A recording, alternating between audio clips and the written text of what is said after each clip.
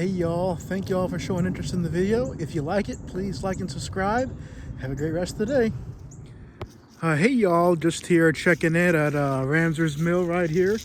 About to settle in and about to go on the battlefield tour in just a few minutes. But before we start, and what we're gonna do today is just do a battlefield tour, walk around it a little bit and kind of go over some of the basics of the battle itself. And I'm going to give you some information on it, and hopefully I succeed in getting you a whole bunch of cool stuff and showing you around a little bit. So, the Battle of Ramsours Mill, in my opinion, is one of those battles that not as many people know about or don't really give it the attention that it deserves. It is a battle that not only slowed the Loyalist cause in North Carolina, but it also was one of the bigger battles that was strictly fought between Loyalists and Patriot militia. A Loyalist, or Tory, is someone who supported England and was loyal to the crown, while the Patriot militia supported the Patriot cause. So, anyways, on to the point. At the time of the battle, when the battle actually occurred, the Loyalists had about 1,300 men, while the Patriot militia had about 400 men, approximately. The amount of the Patriot militia men changed just as the battle had actually ended. Anyways, so Lieutenant Colonel John Moore, a Lincoln County resident who was serving with the Loyalist forces throughout the South Carolina area, sent out a call for his fellow Loyalists to gather. He was then joined by Major Nicholas Welch, who was also joined by Hamilton's North Carolina Volunteers, who ended up later becoming the Royal North Carolina Regiment. On, I think, about June 10th, a bunch of Loyalists all gathered in Indian Creek, which was about 7 miles west of Ramsours Mill. Lieutenant Colonel Moore and Major Welch were well aware that the Patriots, who were being commanded by Rutherford, were in the Mecklenburg County area, as well as men under Major Joseph McDowell, and who ended up working out of the Lincoln County area. So Lieutenant Colonel Moore's big plan was to hopefully join General Cornwallis and his army in South Carolina, and was instructed to not engage anyone in Lincoln County or just in general under any circumstances. So while I'm up here by the cabin, this is a reconstruction of the cabin that would have been typically built in that area and all that stuff, or just a little cabin that would have been in existence. Some of the cool things inside, a little bit about the cabin. I have actually done some events in this cabin for cooking and all with some pretty cool people. This is the people who manage the cabin in the area is the Lincoln County Historical Museum. By the way, they do a fabulous job. They have all kinds of information on the Battle of Ramsours Mill. So if any of you all are interested in getting more information, by all means, they'll help you out. Anywho, back to the tour. Within several days, he ended up bringing all the Loyalist troops. Lieutenant Colonel Moore ended up bringing all of his Loyalist troops he had to Ramsours Mill and had them set up a camp somewhere around, I think like 300 yards east of the actual mill itself, I think, from where the mill was, on some land that that just so happened to be owned by a man named Christian Reinhardt. So by June 19th, somewhere in the ballpark of 1,300 Loyalists were camped out on the top of the hill, in that general area over there, which at this time there is a school there, unfortunately. That's on top of the battlefield, and there's a football stadium over here. They were camped out on top of the hill, or the raised area over here. And the majority of the people that were in the Loyalist camp were farmers or other random things of that sort. And only about 3/4 of them possessed firelocks of any sort. Now, from what I've heard, is that supposedly this was actually where the pond was in relation to the mill. So as you can see, the mill pond is right there, with the mill being right here at the base of the pond, with the hilltop being there. Now, as I'd mentioned before, the top of the hill is right over there in that general direction there, where the Loyalists had been encamped at that time, making it possibly the case that the pond was right over here and the mill in that direction. So when Rutherford learned that the Loyalists had gathered in Lincolnton, he then decided and then proceeded to march from Charlotte to Tuckasegee Ford on the Catawba River. Locke had assembled just about 400 men on the mountain creek. Oh, and Rutherford was part of the Patriot side. Anyway, so Locke had assembled about 400 men on Mountain Creek, which was about 16 miles northeast of Ramsour's mill. Rutherford then sent orders to Locke for him to meet him at Colonel Joseph Dixon's plantation.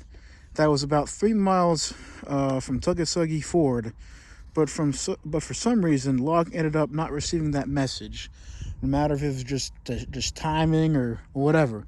And at that point, he decided to move against the Loyalists at Ramsour's mill.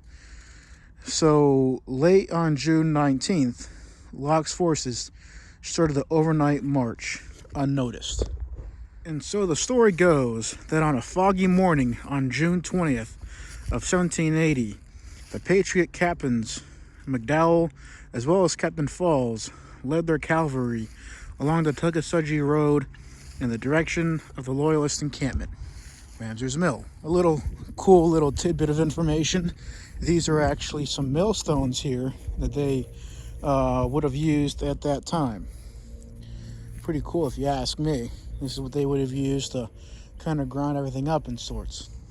The cavalry then advanced to within about 30 to 50 yards of where the Loyalists had made camp before the Patriots were discovered, which of course surprised all the sleeping soldiers. The Loyalists quickly rallied and then fired back, causing the cavalry to then retreat. After seeing how the effect of after seeing the effect of their fire, the Loyalists then pressed down the hill as the cavalry returned to the battlefield with the infantry not too far behind. The Loyalists responded and drove the Patriots back down the hill. After getting themselves back together, the Patriot militia advanced again, which pushed the Loyalists back over the crest. And not too long after, more Patriots had approached the Loyalist camp from the south side of the encampment. So after a while, as you can imagine, the battle got pretty tough to say the least. In some cases, the clothing caused some confusion or whatever, and just, the fog and just, everything, just the whole thing being a crazy disaster. You can imagine all the confusion that would have, been caused by all of this. So, you can imagine, no matter one way or another, there was just a lot of confusion. Anyways, the fighting became so close quarters that men had often fought hand to hand and used the butts of their guns as clubs, among other weapons that were on hand too. And to add to the whole ordeal, the Patriots, who were under Captain Hardin, arrived and deployed behind a fence and fired on the Loyalists' right flank, while Captain Sharp extended his line of battle in front of the Loyalist position. Taking fire from both sides at the same time, the Loyalists fell back again, then ran and fled. After topping the hill, the Patriots saw the Loyalists retreating over Clark's Creek. Thinking that the Loyalists would regroup and attack, the Patriots formed a new line of battle. However, they could only gather about 110 men. Being outnumbered, Locke dispatched 2 of his officers to go out and find Rutherford to urge him to come to the battle, in sorts. Loyalists then retreated to an area between Clark's Creek and the South Fork River. At that point, they hung a white sheet and sent men to negotiate the surrender. It was only a ruse, of course, but it allowed enough time for the remaining Loyalists to disperse to the countryside. So after about 2 hours of hard fighting, the fighting ceased.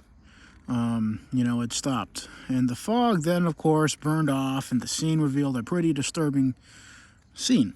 Dead and wounded men were scattered on the ridge, right up here, and just all over the place, unfortunately. And about 100 men on each side were wounded, and 50 Loyalists were taken prisoner, and casualties were heavy among the officers, and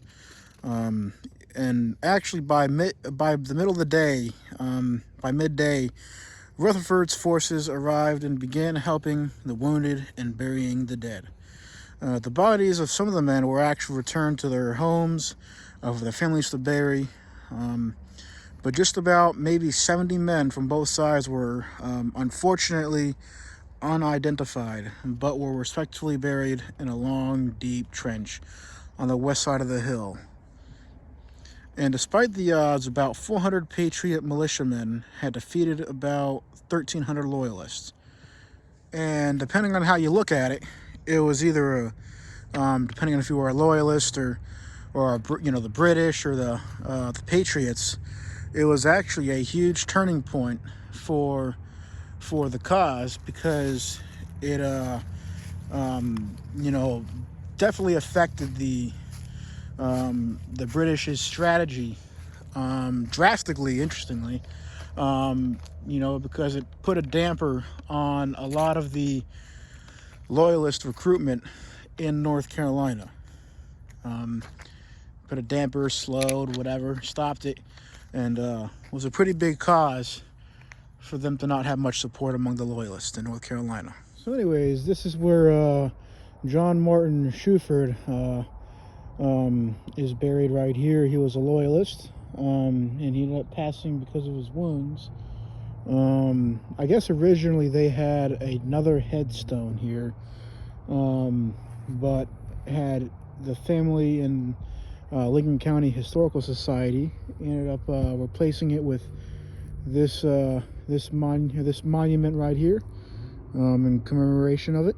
So this is the waterway, river, creek that the mill would have been on right here. As far as where the exact mill is, I couldn't really tell you, but cool nonetheless. Hey y'all, this is the battlefield at Ramsours Mill, right here in this general area. This battle occurred during the Revolutionary War in June of 1780, and I just finished up my battlefield tour. Please like and subscribe to the channel, and you'll get notification of the videos and the video that I just made on the battle itself. So please like and subscribe, and have a great rest of the day. So as you can see, that brick structure right there, this is actually where Patriot captains John Dobson and John Bowman are actually buried. At a later time, what you see today, what you see today was actually built at a later time. They are unsure as to who built it exactly. Anyways, I hope that you all enjoyed the video, and if you did, please like and subscribe, and have a great rest of the day.